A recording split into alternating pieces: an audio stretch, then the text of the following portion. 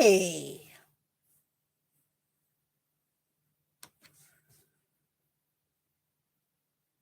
We're talking languages I do not understand. Okay, maybe not languages, but you know what I mean.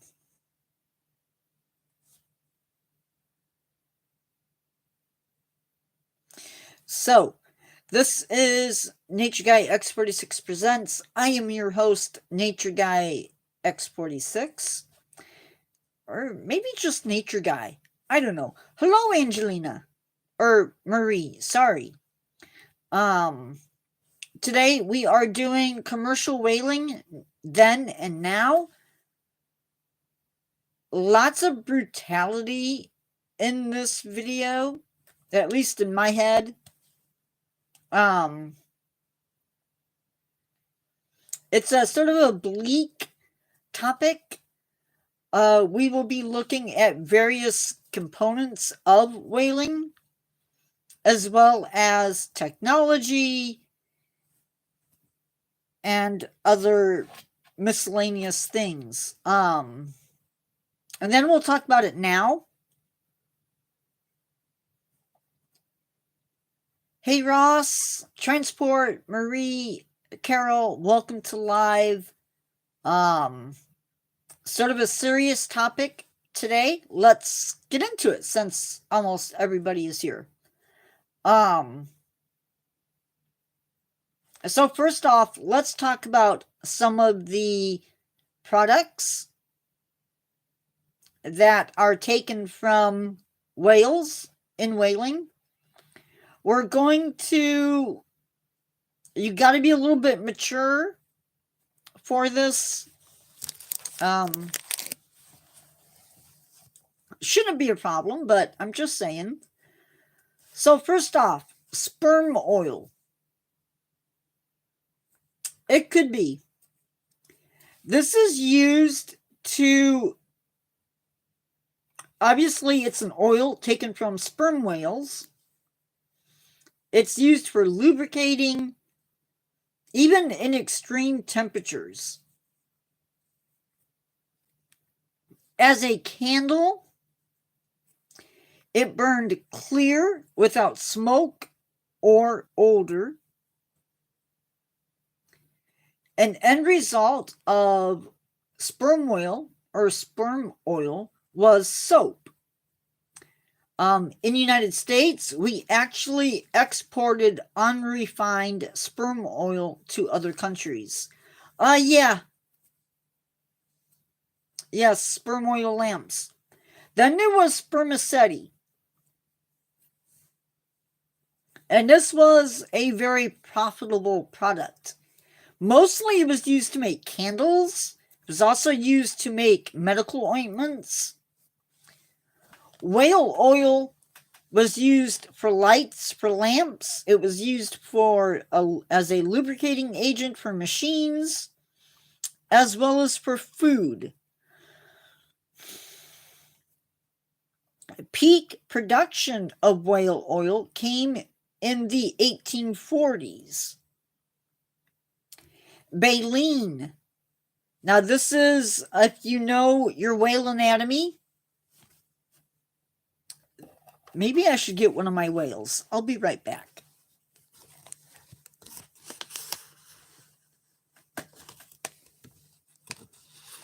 Now, Ross, be nice. There'll be plenty of time for bashing in a moment.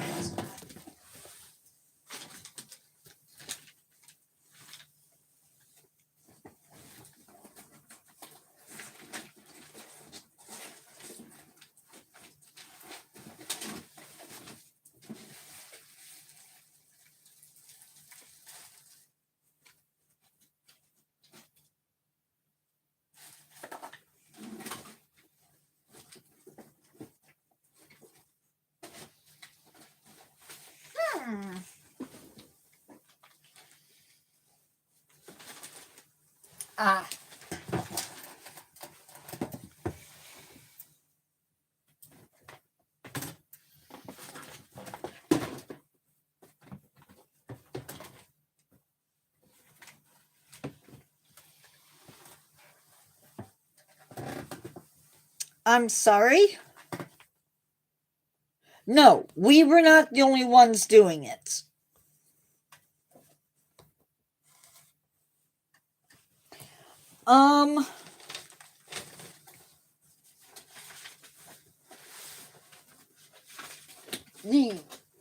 The spermaceti was not. Now, that was basically a product of the refining, if I remember right.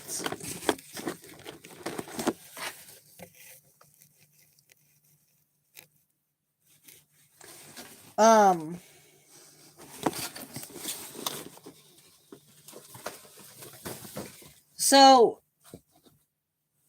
only these type of whales produce baleen, and you can see it there. That's the baleen. This was used for buggy whips. So if you had a horse and carriage, you might give them a whack with the baleen. Carriage springs, fishing poles, hoops for skirts, and the ribs on umbrellas were all made from whale baleen and ambergris.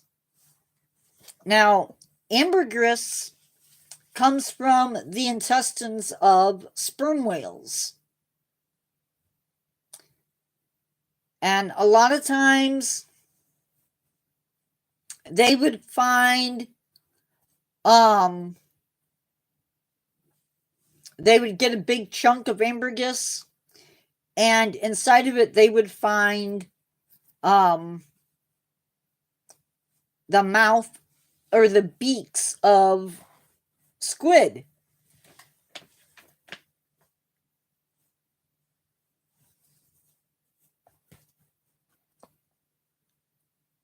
It would have been a byproduct of the, hold on, before I forget or say the wrong thing.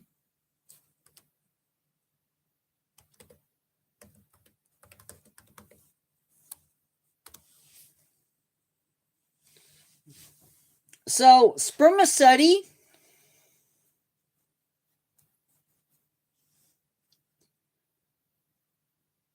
comes from a waxy substance inside the head of sperm whales. And it was once used in cosmetics, in candles, and in ointments. Now, in their bodies, it is used as it would be a liquid at body temperature. So that's what that is.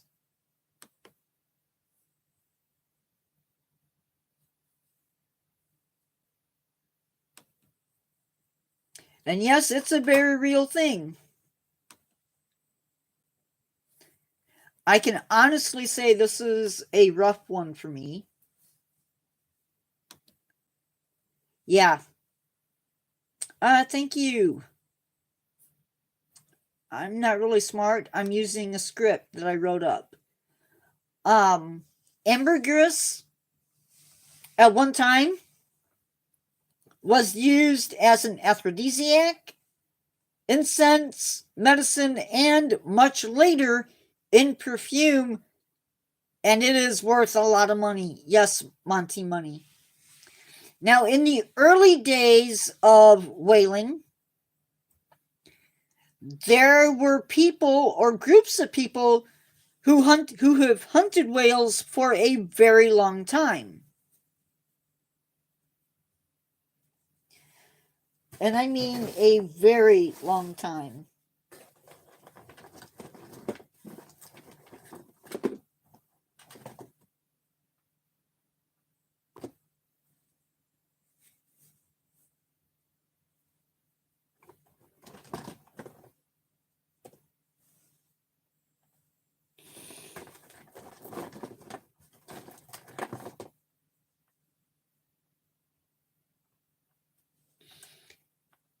And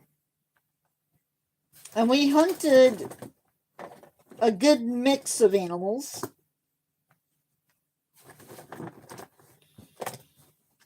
And we still hunt. In some places, a mix of animals or a mix of whales.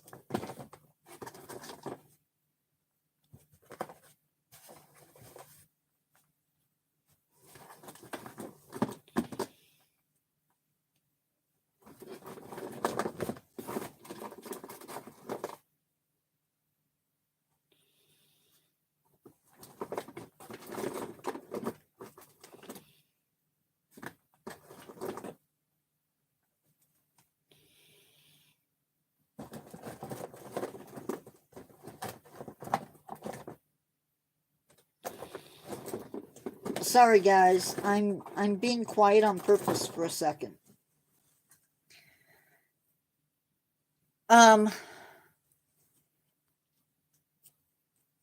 People like the Inuit, the Basque, the Japanese, Norwegians, and Icelanders. So all of these people have been hunting whales for quite some time.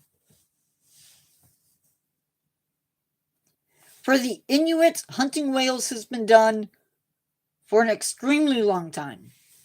For them, it is a major source of food. No, they did eat whales in places. I don't know if everybody ate whale. But let's see. Just out of curiosity.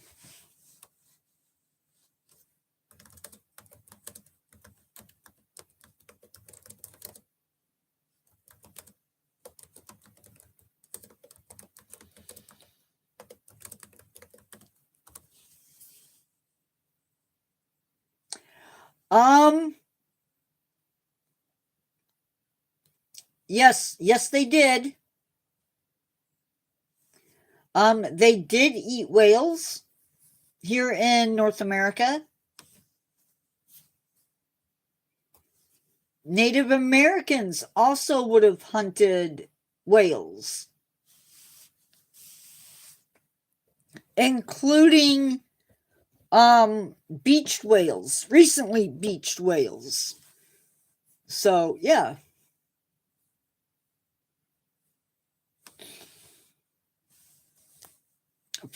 Now around 1000 AD, this is when we start seeing the Basque getting into whale hunting. The Japanese, they've been hunting whales since 13,000 to 300 BC. The people of Norway go back around 4,000 years ago, and the Icelanders, from what I could tell,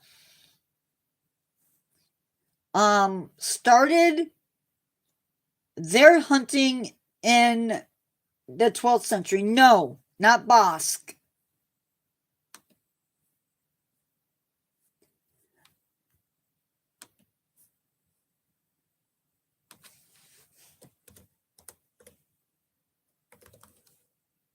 Oops.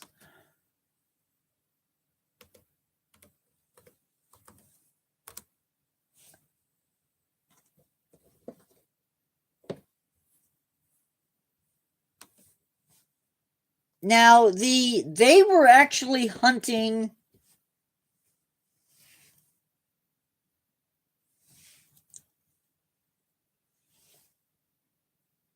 right whales. And there's a reason these guys are called right whales, and I think we're going to talk about that a little bit later.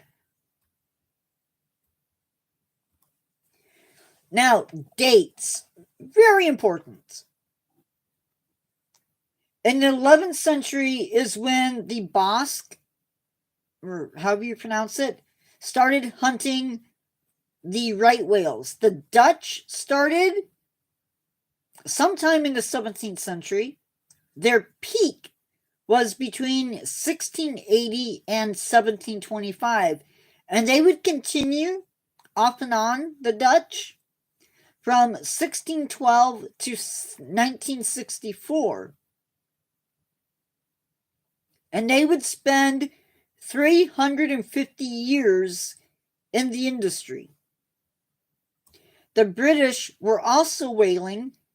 They too spent 350 years in whaling. And they are broken up into the Northern Fishery, which ran from 1610 to 1914, the Southern Fishery, which ran from 1775 to 1861, and then the Modern Era, which ran from 1904 to 1963. Now, in the U.S., or what would become the United States, we were at first whaling from shore. And this was done by mostly indigenous people who worked in the industry. And this, by the way, was in 1640. Whales would be unalived, brought to shore, and processed. So processed means that you go in and you cut up the whale.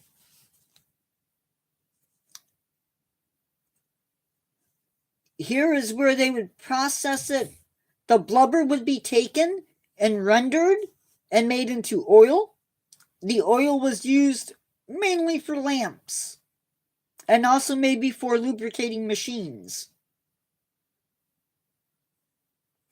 Whaling companies paid people to actually spot whales from land. Even kids got involved. And actually school would get out in December to April so that kids could spot and help process whales. If you don't like child labor, that was an issue. Of course, that was in the colonial days, not recent history. At one point, due to taxes set up by England, the spots at which oil was exported changed so that they could avoid taxes. It was actually considered illegal since there was no taxes being filed. And we were even doing business with pirates. So they would load up boats with the oil and ship it to Madagascar, where the pirates were, and then sell it, and then come back. By the 18th century, here in North America, sure, and I'm sure they did more than once. By the 18th century, whaling went from a coastal hunting thing to deep-sea voyages. We ventured into the Atlantic and the Pacific Ocean in search of sperm whales. So we have switched what we're fishing for to sperm whales. Now, you have to know that sperm whales are a toothed whale. And we're not necessarily the safest thing to be going for.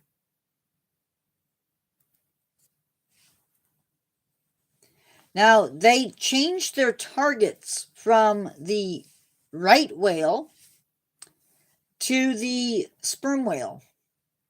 We also changed our hunting techniques. We improved upon harpoons. We were starting to onboard whaling ships so that processing took place at the ships or on the ships.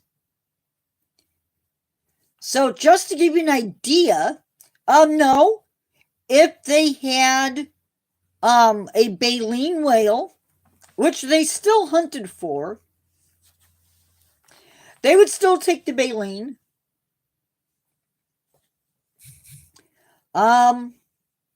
One ship came into port in 1851.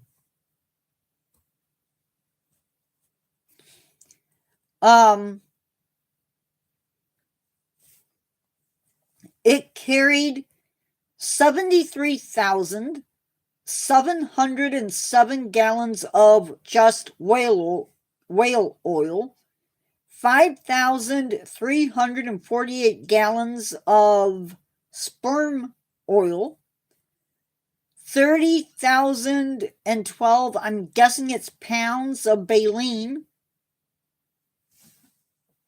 Now keep in mind, again, baleen did not come from sperm whales, just whales like the right whale,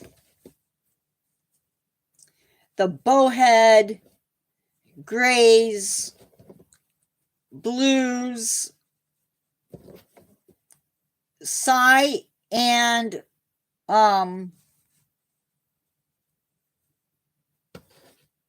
fin whales. Now, I don't know how much hunting at this point they were doing for blue whales. But yeah. That ship made $43,320 off of everything. And out of that money, the captain and crew would have divided up $18,128 amongst themselves.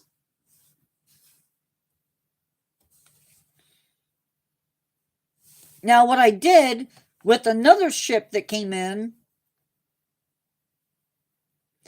is I put the money into the money back then, and then the money that we would have paid out now if we were still whaling. So the captain received $5,882, and so in today's money he made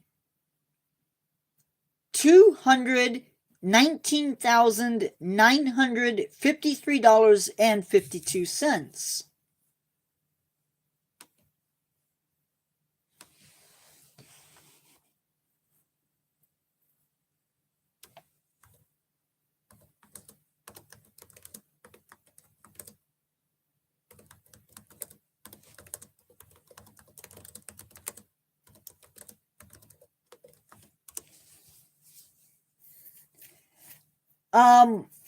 Now keep in mind that some of these ships were out for 6 months, maybe. Some might even be 3 to 4 years. So you were out for a long time, especially if you were out in the Pacific. So this wasn't just, a jog to work every day. Plus, you got to keep in mind that the whales, they didn't want to be caught. And so when the harpoon went in, they fought. And sometimes people were unalived. The first mate made $4,545 or $162,644.17. The guy that actually threw the harpoon made $1,333 or $47,806.98. Now, sadly, if you were just the guy, John Doe, on the ship, maybe part of your job was just cutting up the whale. you might get paid only $10.10 for your trouble. Now that $10.10 translates into $362.23, which, if you're working full time, that's not even typically a paycheck. If you had a really, really good hunt, you might take in $800 or $28,691.36. So if you could get on a boat, it's not necessarily bad money, but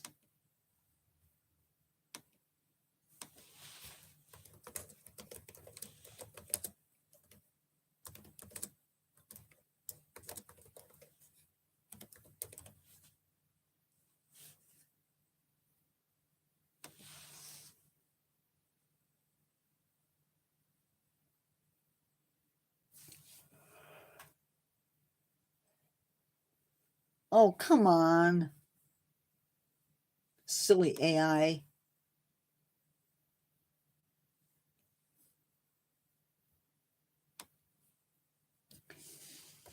How many people died during whaling?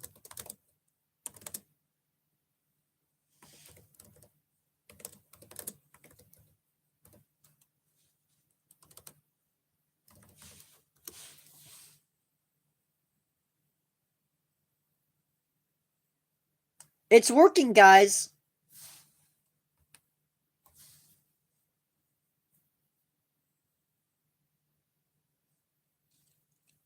Maybe.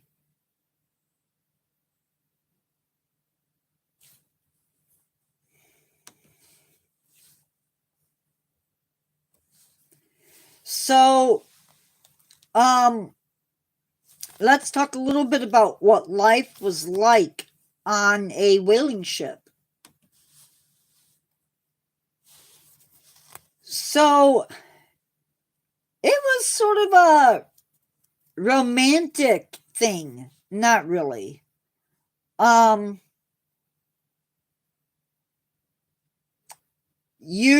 It was monotonous work because it was the same thing every time you caught a whale. Chop, chop, chop, boil, boil, boil.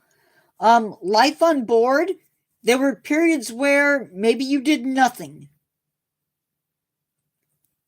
You might go months without seeing a whale.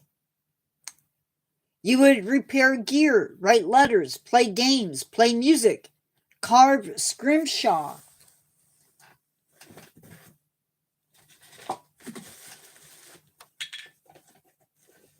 If you don't know what scrimshaw is, scrimshaw, they would take the teeth of the sperm whale and they would carve pictures into it.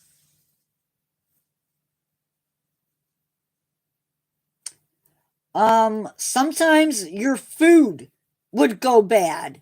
Your water would go bad. You would have fights among the crew. You faced injury, illness, shipwreck, drownings, and piracy.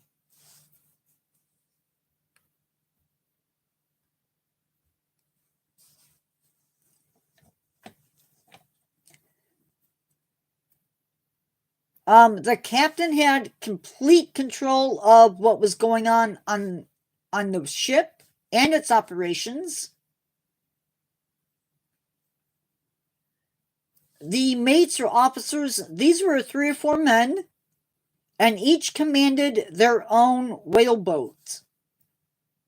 And they were the supervisors of the crew.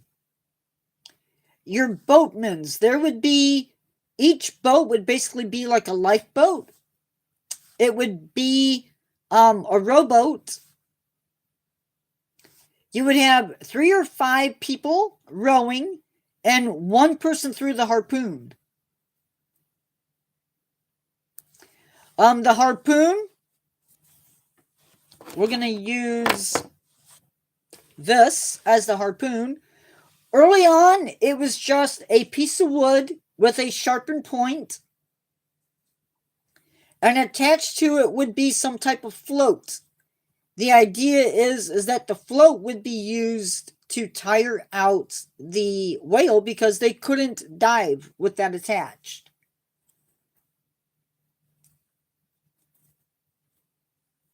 And these guys, the boat crew and the harpooners, they enjoyed a little bit of, they had more liberties on the boats. You would have had a blacksmith. You would have had a cooper, people that made the barrels. You would have had carpenters, stewards, cooks.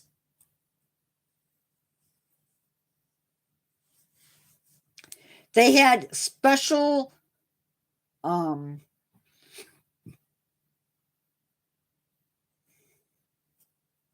special jobs on the ship, and they stayed on the ship. They didn't leave the ship to go on the actual hunt. And then you would have had crewmen. And these guys, they cleaned the ship. They took turns on watch. These are also the men who rowed the whale boats. And you would have had green hands, and I think that pretty much explains exactly what they were. They were new. And a lot of these guys deserted the ships before anything else could happen.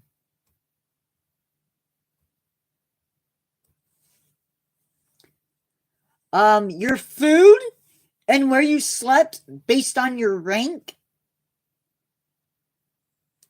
The captain would have had a stateroom. His hands would have slept in bunks in the an area, the front of the ship. Fresh food tended to be used up, and that is when you would eat things like salted meat. They would salt the meat. Oh no! Darn it. Sorry, guys. The biggest whales that eventually would be caught would be the blue whales. They're the biggest of the big.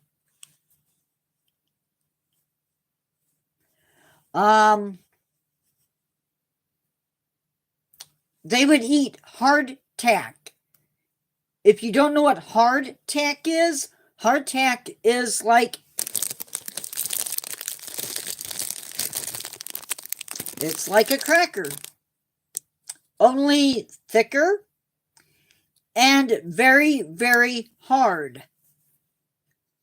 Sometimes the hardtack would get bugs in it, and they would eat it anyway.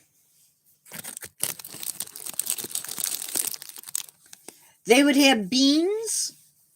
They would catch fish to eat, turtles, seabirds, and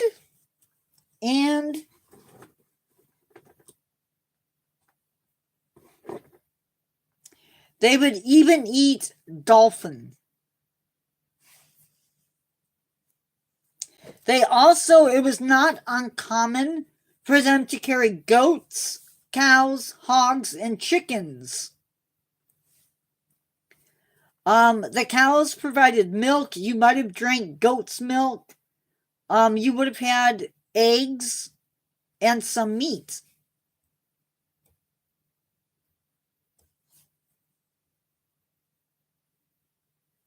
You were paid by rank. Yeah, to a certain degree. Now, they would go out and they did restock So you might, on an island, release goats. And then when you stopped off to stock up, you would gather up the goats and you would have fresh goats again.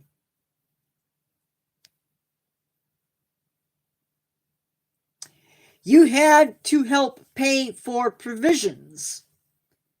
So part of your pay went to buy things like bandages, medication, clothing, soap, tobacco.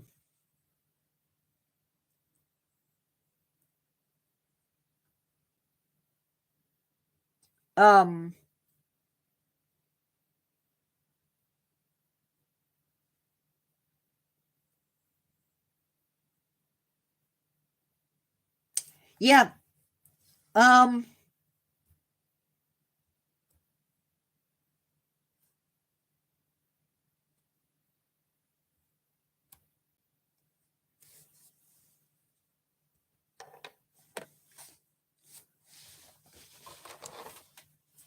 This is the first mate, his wife, and 2 daughters.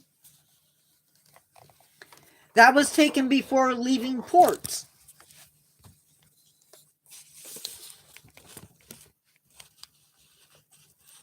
Hi, Liam Smith. I did not see you come in. I apologize.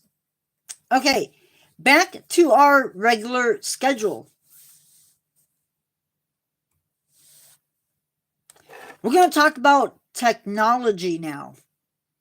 During the early days of whaling, they would have used, like I said, wooden pieces of wood that was sharpened. It would be thrown, it would be tied to a float.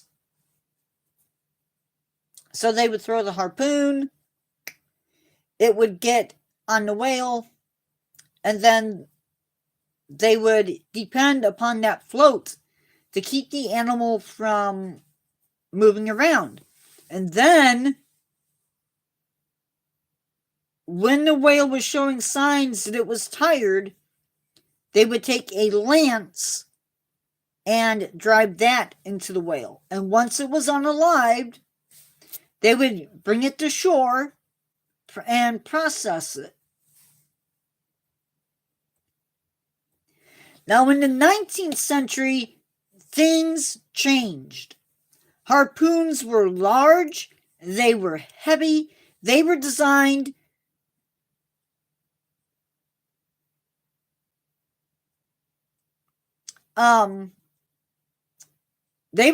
to enter the whale and hold.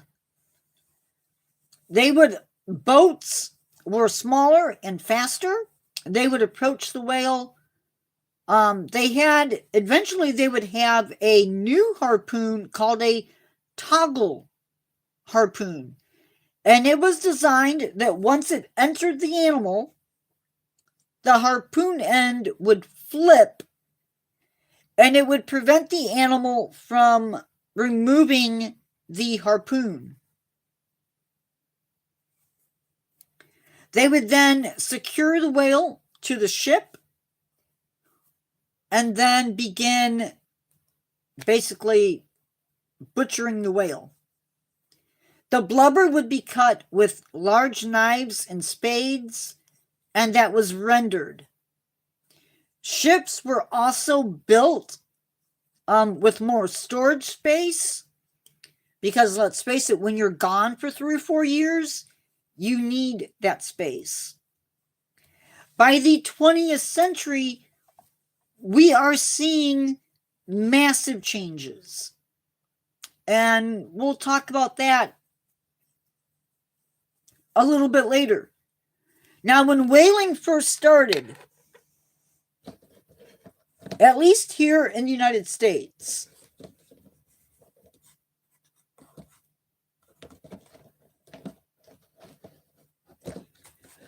we had 2 main animals that we were hunting.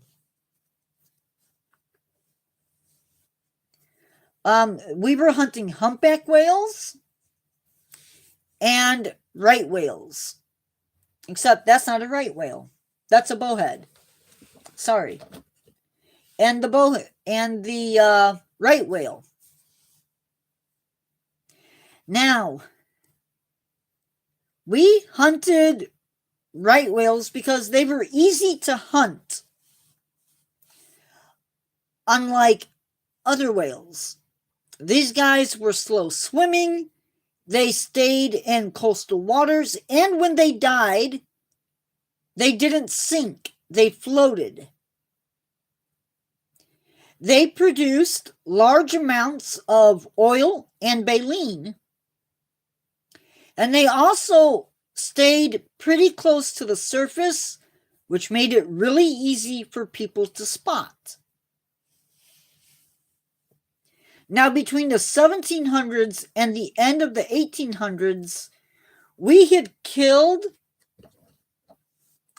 around 300,000 sperm whales.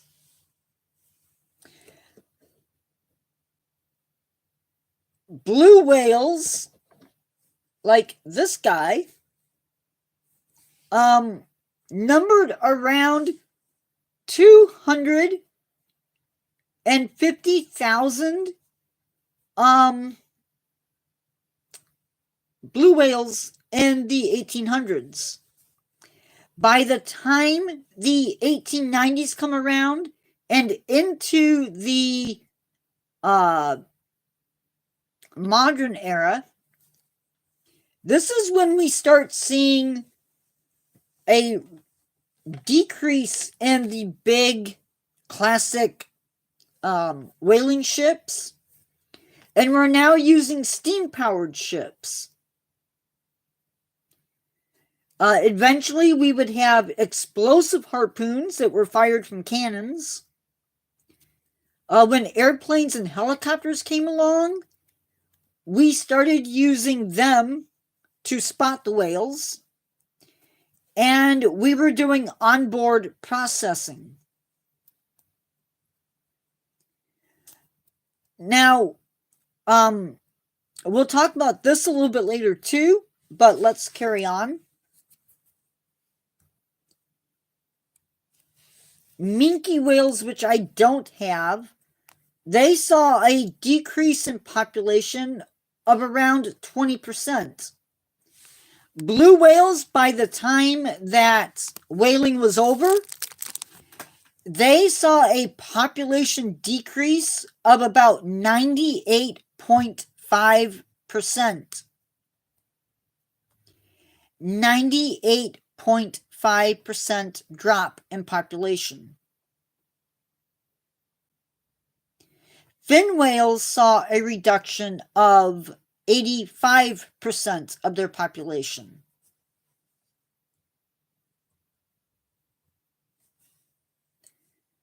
I did not put this down, but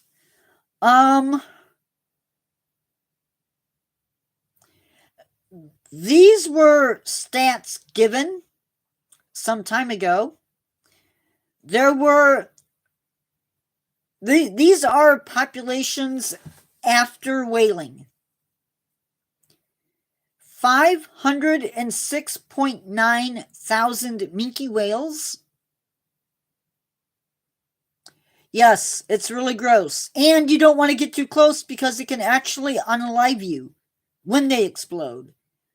181 sei whales, 109.6 thousand fin whales, 42,000 humpbacks, 15.9 thousand grays, 9,000 bowheads,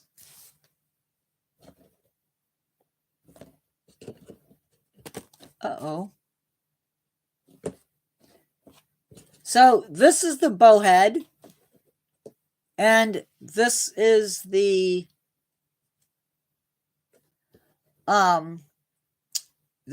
right whale.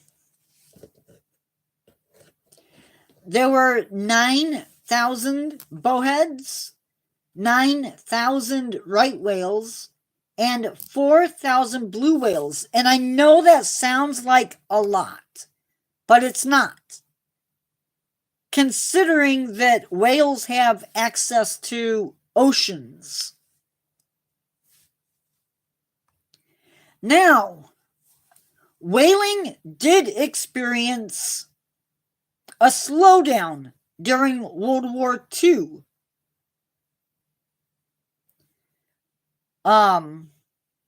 Also, fun fact, during the American Revolution, whaling sort of stopped too. And instead, they took on the role of guerrilla warfare against the British. Sorry, guys. Now, the world quickly took notice in around 1946. Trick shot. Don't be causing problems. Otherwise, I'm going to send you out.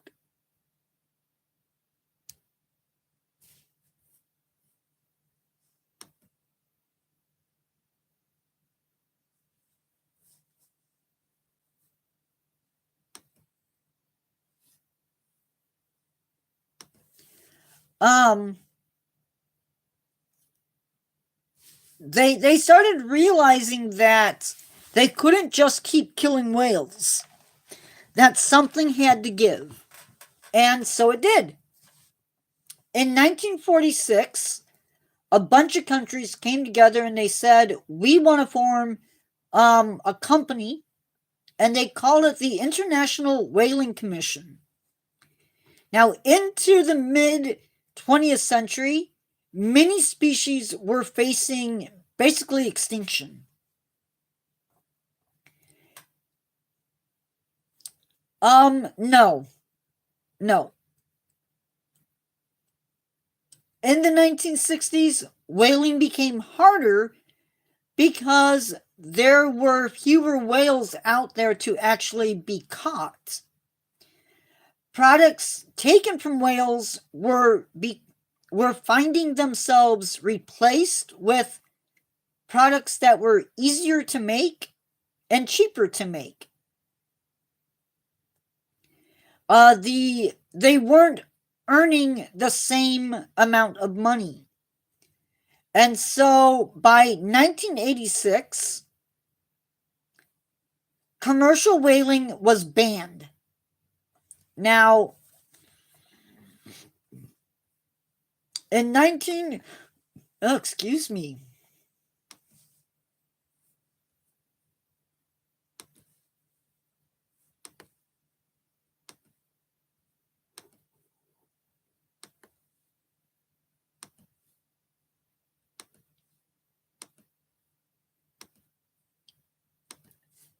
I would have been 15 when whaling was officially banned. Which is sad. This would allow the animals a chance to heal. Now, just because the ban was put in place did not mean that all countries had stopped whaling. Nowadays, countries like Japan, Norway, and Iceland continue whaling. And Norway is actually the champ. Now, domestic demand has slowed down a little bit, but they still go for dog food.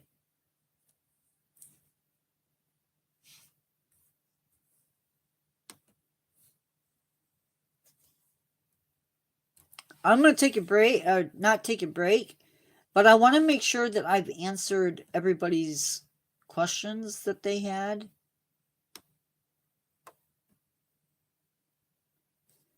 No.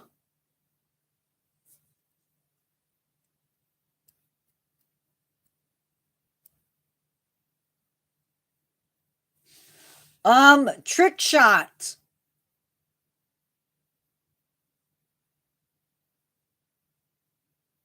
Do you Which transport?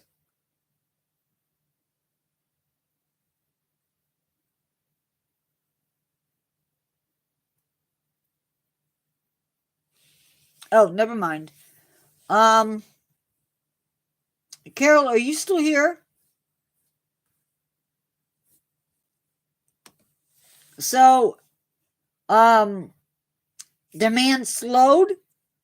Whale meat was being put into dog food. Whalers even admitted to dumping unused whale products. And they mainly hunt minke whales. Now, Iceland, they have a whaling season. And it basically runs June to September. They also have a quota. Iceland only hunts fin whales and minke whales. They are allowed to hunt 426 whales each year. Who's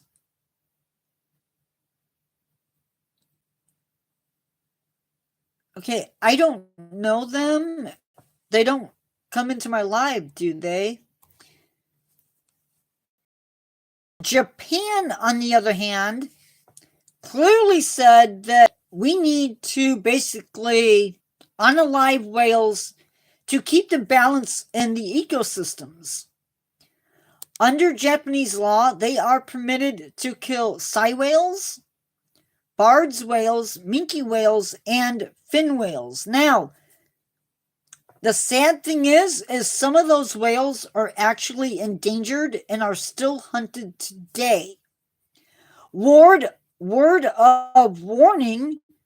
I don't know about the United States, but in the European Union, let's say you buy, because you can buy a can of whale meat in Japan. If you were to bring back a can of whale meat with you, you can be prosecuted by law.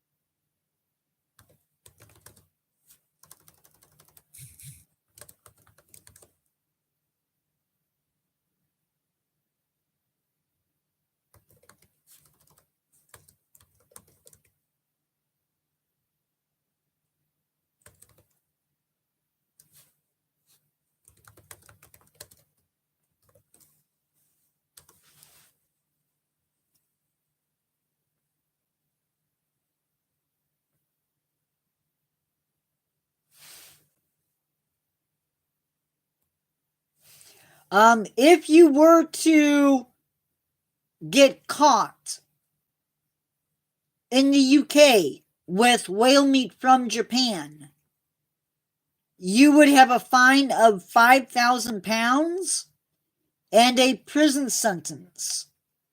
So they are not joking.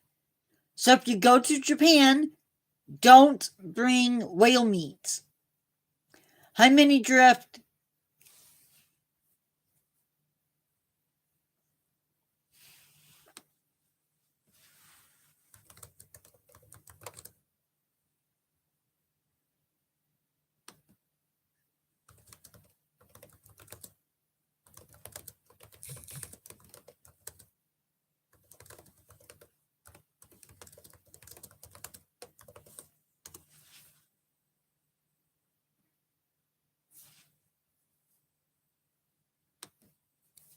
Um,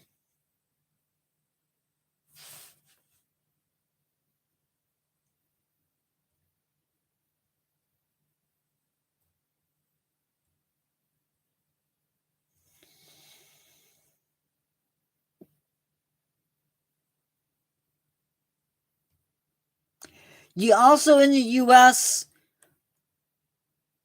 you cannot bring whale into the U.S. either. I could not find penalties for that, so probably best that you don't do it.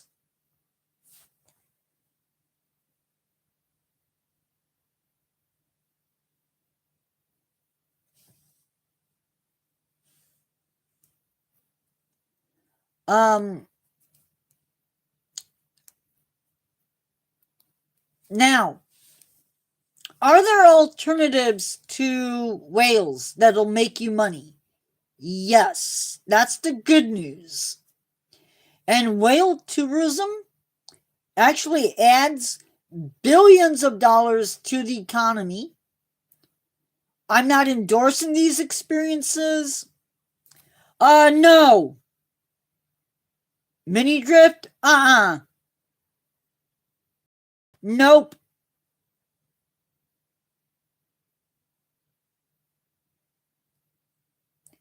You want to talk about that substance?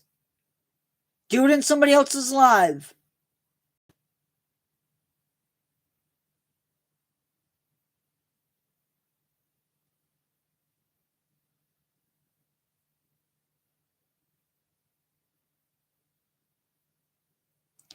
That don't work? Sorry.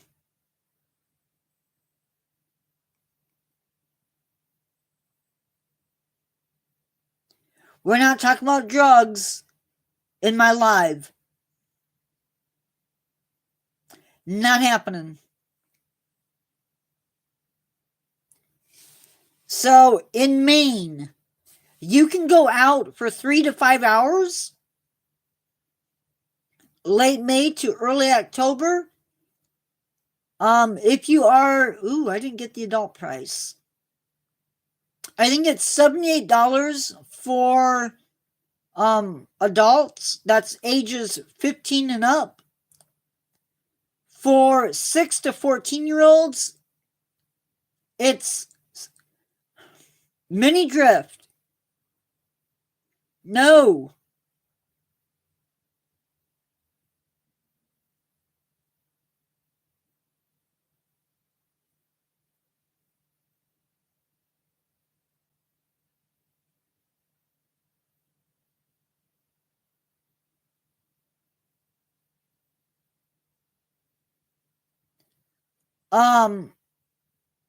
$32 for kids 5 and under, and prices do change during peak season.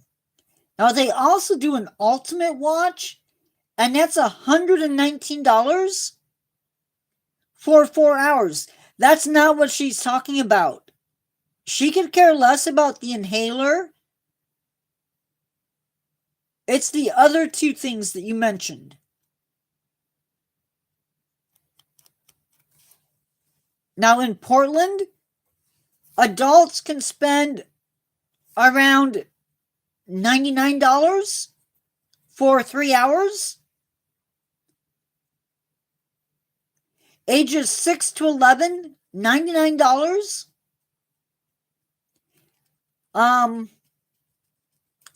Or $1,200 for a private shower. Oh my goodness, mini drift. Not your fault, my fault. 6 to 11-year-olds, $99. $1,200 for private charter. I was reading that and then looked over and saw a shower, and I'm like, my brain just. No, mini drift. No.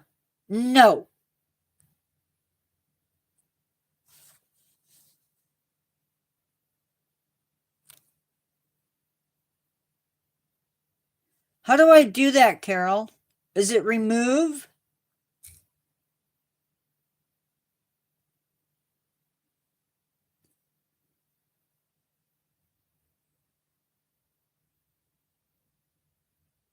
Yes, please.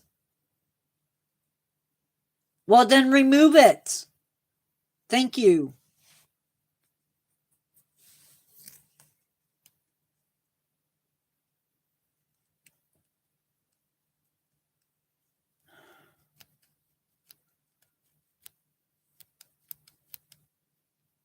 Thank you, Carol. Thank you, Mini Drift.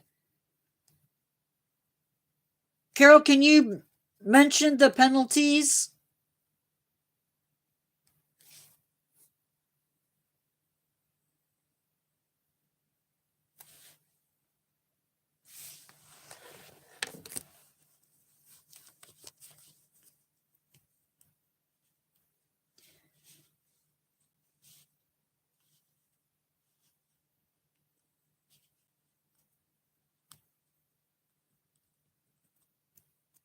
Now, we talked about basically the big whales. We're basically talking about the big whales, right? We have not, I did not talk about dolphins because dolphins are also hunted and killed.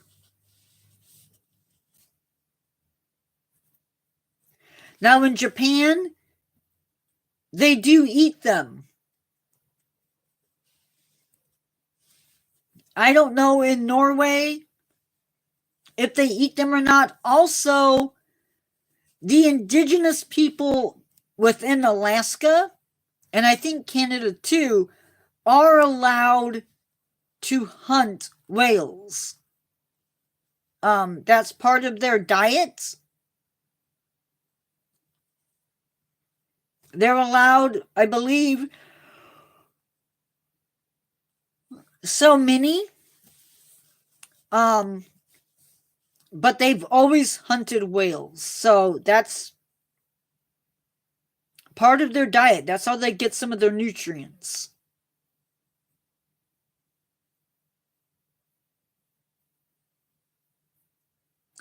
So they are allowed to do that.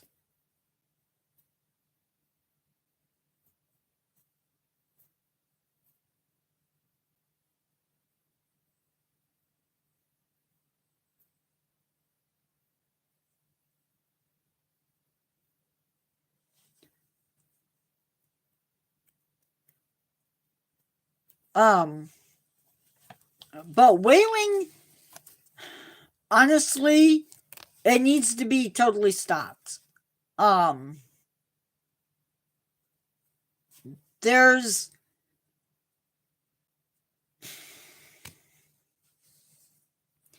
I understand indigenous people in different places hunting whales, like the Inuits. I get it. But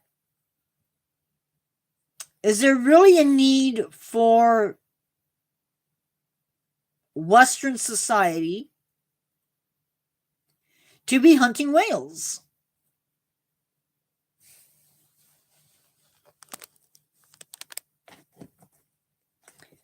And I'm going to say no.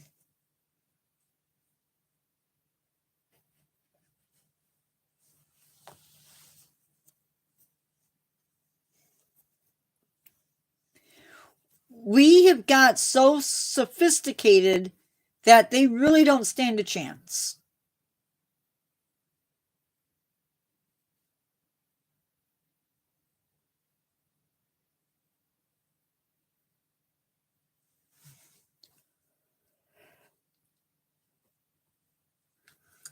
And that's just for bringing whale meat into the country.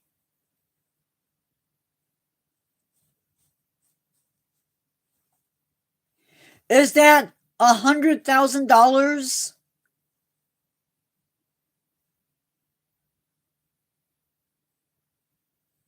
True, Marie, very true.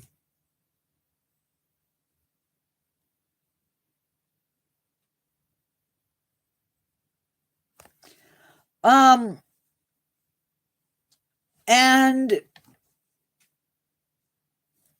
yeah. But when you start doing things like whale flavored ice cream,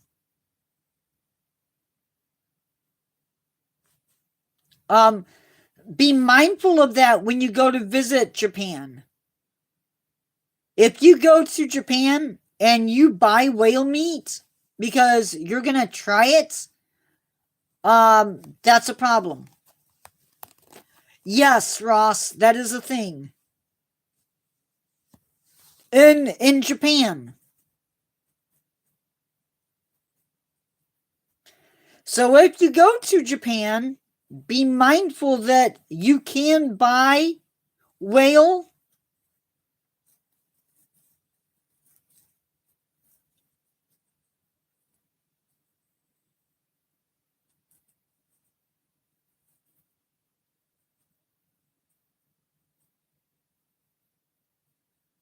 It doesn't. Now, I am not going to pretend like I'm being neutral. I'm not. Whaling, if you're hunting endangered species, that's a problem.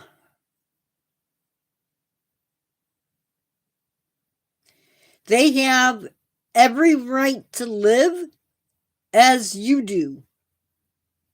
It is not scientific research if you kill the animal and then eat it.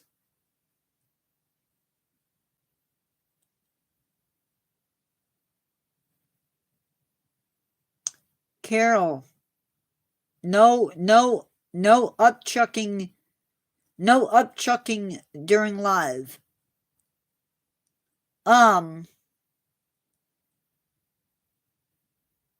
Yeah. It's pretty sad.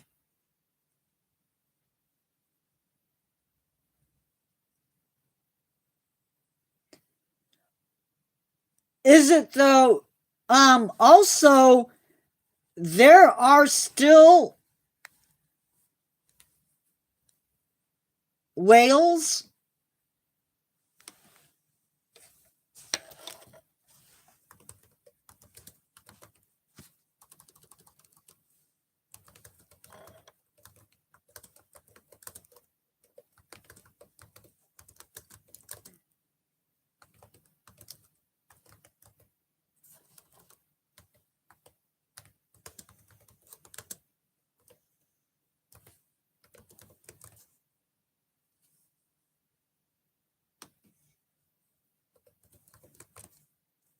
Oh, I can't type.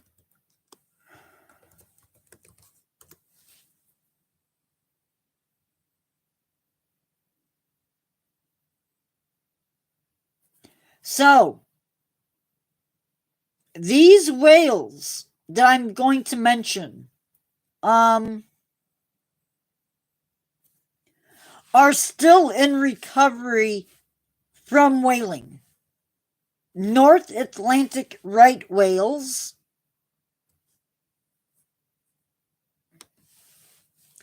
blue whales. Now, they are showing signs of increased population growth, but their numbers are still really, really far below pre-whaling levels.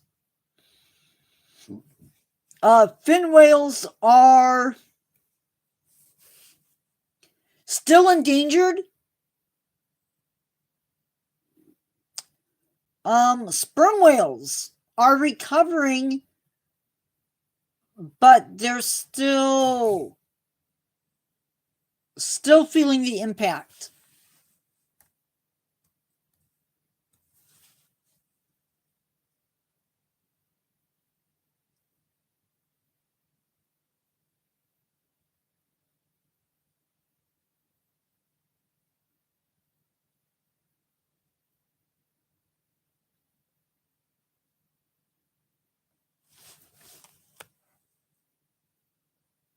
I didn't know they did that. Oh.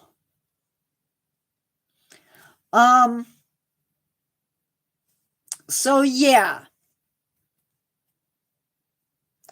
I thought it was ice cream flavored. I didn't know what to expect. Um,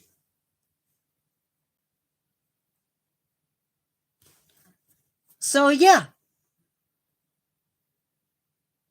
not my idea of fun. I hope you guys took something away from today's live. You learned a little bit, hopefully. Um,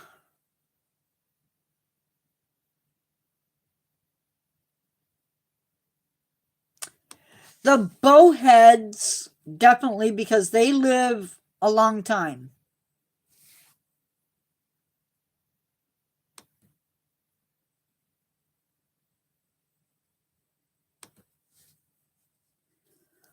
Considering that most countries officially stopped whaling in 86, in 1986, it's completely possible.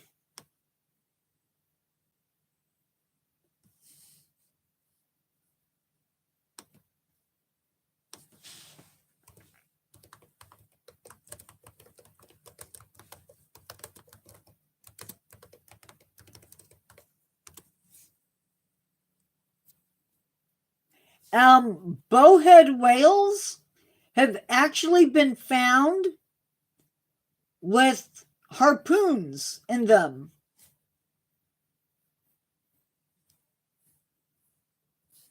Now, this may be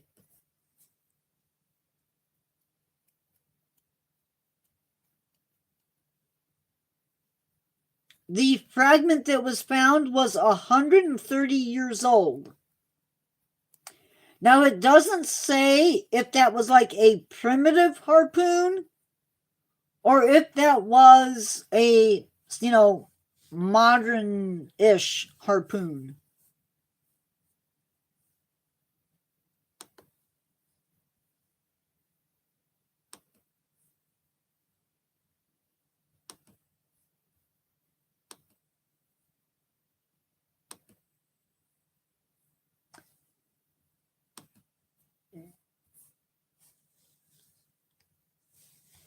Oops.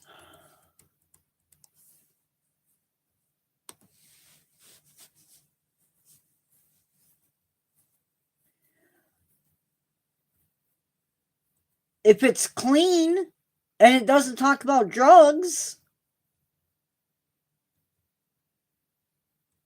and it's not adultish,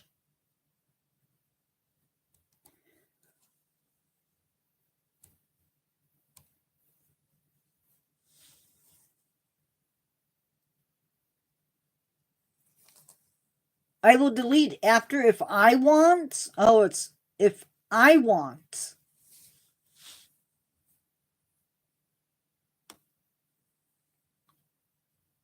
Our next live will be Friday, and we are doing at 1 p.m. we are doing common yellow scorpion,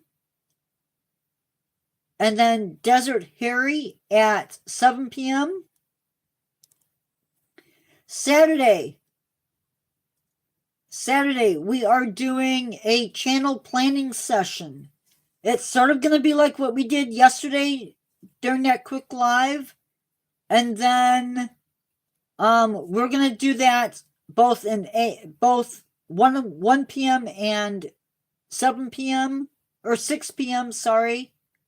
Mini Drip, if it's bad, she's absolutely going to. Because you've been warned. Don't even bring it up if there's drugs in it, I'm telling you.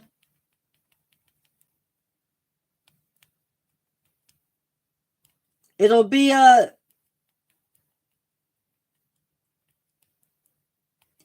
And then tonight, I'm going to do this topic again tonight.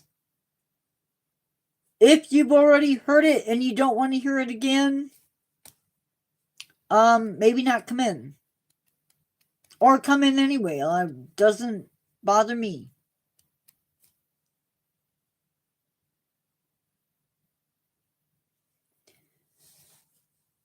So we're doing the Scorpions on Friday, planning session on Saturday, and Tuesday we are doing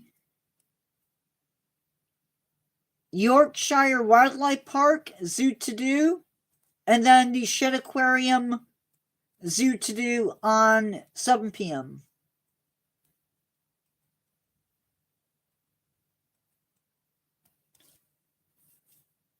So that's what's coming up.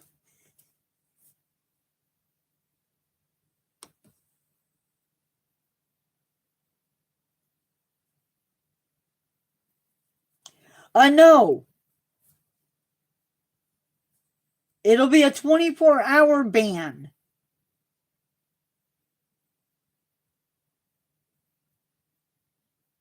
Just like last time.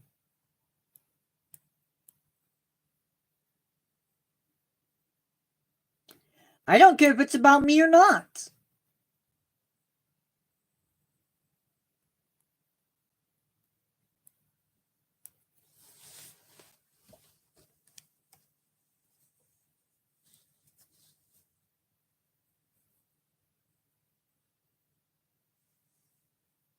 Well, I'm definitely not bald, so...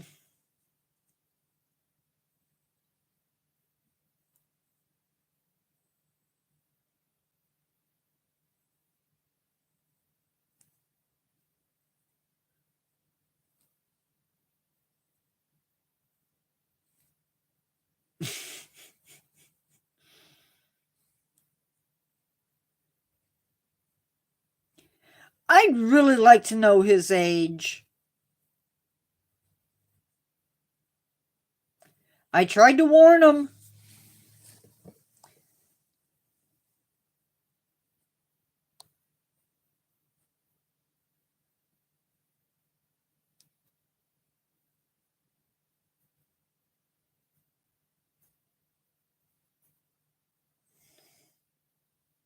Is he somebody's friend or something?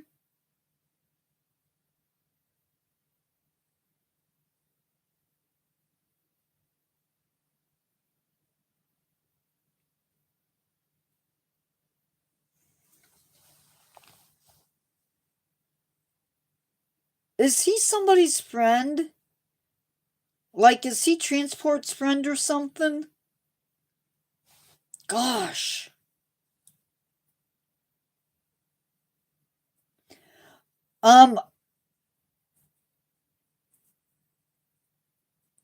I need to go because I have to do some stuff. So, thank you guys for hanging out and for learning about whaling. I do need to go because I have stuff I need to get done.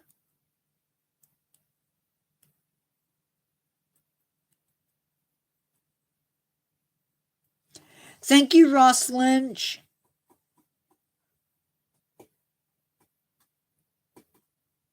I will be live tonight at 7 p.m. my time. We're going to do this topic again. Usually I wouldn't, but it's important enough. Thank you, Marie. Be kind to everybody. Never give up on yourself. Always keep learning. Love one another. And whatever else I always say. And I will see you in the next one. Goodbye.